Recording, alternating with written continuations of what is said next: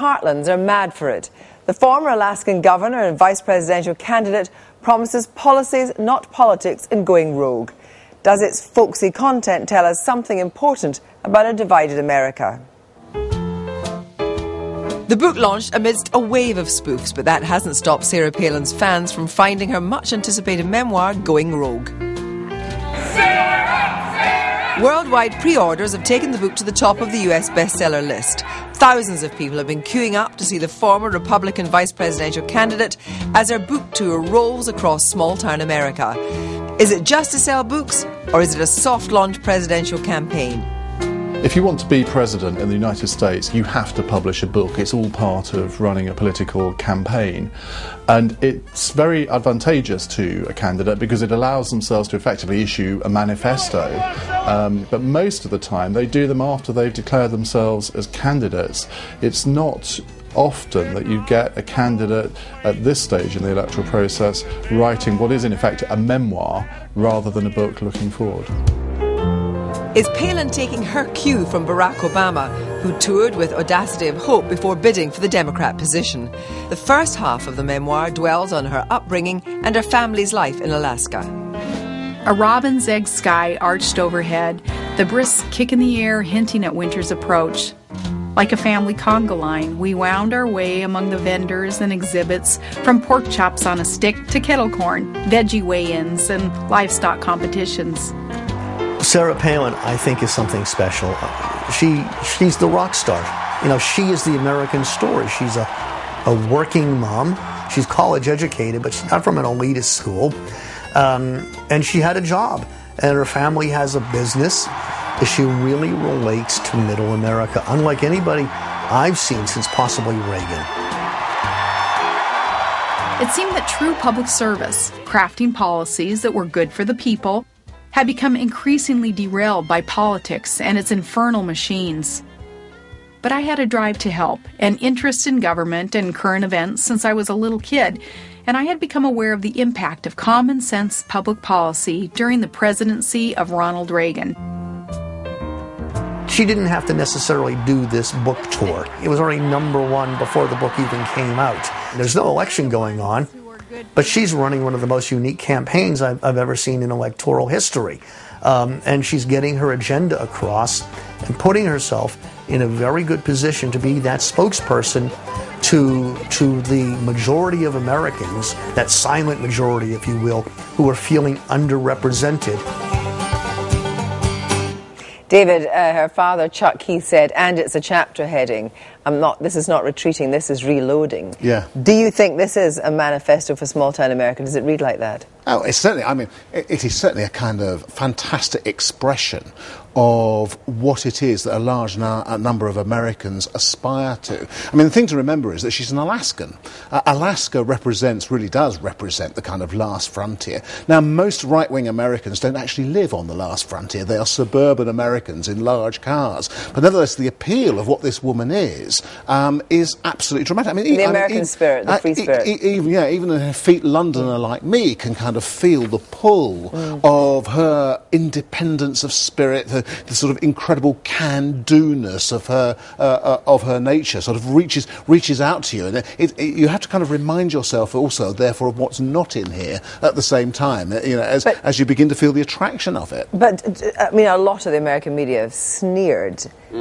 And that probably won't play well with a lot of Americans who are reading this. No, I mean, literally buying this book is getting a piece of Sarah Palin. And for her supporters, it's rather like getting a fragment of the true cross or a garment from a saint. It will have talismanic value. They won't even need to read it to have bought into the cult. And the thing about Sarah is that she's a combination of Annie Oakley and Margaret Thatcher. Exactly, as David says, she's got frontier spirit. But it's also the case that for a group of people in the Republican Party who feel that, and to us this may seem bizarre, that George Bush sold them out because he believed in big government and he didn't do enough to slim the size of the state as Ronald Reagan did. Sarah is their Margaret, their blessed, sainted Margaret. She's come to rescue them from the wilderness. And in that sense, the confection, and it's very artfully done in here, is pitched to appeal to a particular sense of loss that a particular section of the American populace feel very strongly. But what a lot of people seem to forget is that she actually is a woman that was a governor in Alaska. There aren't too many women who are governors for a start in the States. She pushed through the gas pipeline bill, obviously not on her own. You think she did it on her own by this book. But she didn't have inconsiderable achievements. Well, I think what Charlie Wolf said in the package was absolutely right. It was brilliant. This is a sea change in American politics. You have to remember, Barack Obama was an independent within an established party. He was not a Democrat as far as most people are concerned. They didn't vote for the Democratic Party. They voted for him. Sarah Palin is not a Republican. She's Sarah Palin. The Republican Party she isn't even interested in the Republican Party. She's a conservative. She's not a right-winger. She's very typical of a majority of Americans. It is a right-of-center country, and she speaks to that. Also, the media is mainly East Coast media. It's mainly what we would call the liberal elite media, and most Americans don't read them, so they don't really pay attention. Nobody reads the New York Times. I mean, not really. So she, in effect, is speaking for those people. What also she's doing, Hannah, she seems to be doing nothing. On the score settling in here is phenomenal, isn't it? Yeah, I mean, it actually really worries me. She's selling the American dream, and the Americans are buying it. But she is as if she is single-handed. I mean, I've never read a more egocentric book in my life. Oh. You know, she did it all by herself. She defeated everybody. And you know, what worries me is this is a woman with 4 children, one with a disability, with a family, and you don't get to know anybody except Sarah. And the favourite child, Piper. I think you very well get to know that child. Yeah, but in fact, the favourite child, Piper, is more of a prop. You don't actually realise, you know, you don't go through, oh yes, I was so upset, and then God said it was a good idea, so I agreed. But, you know, you don't go through the reality.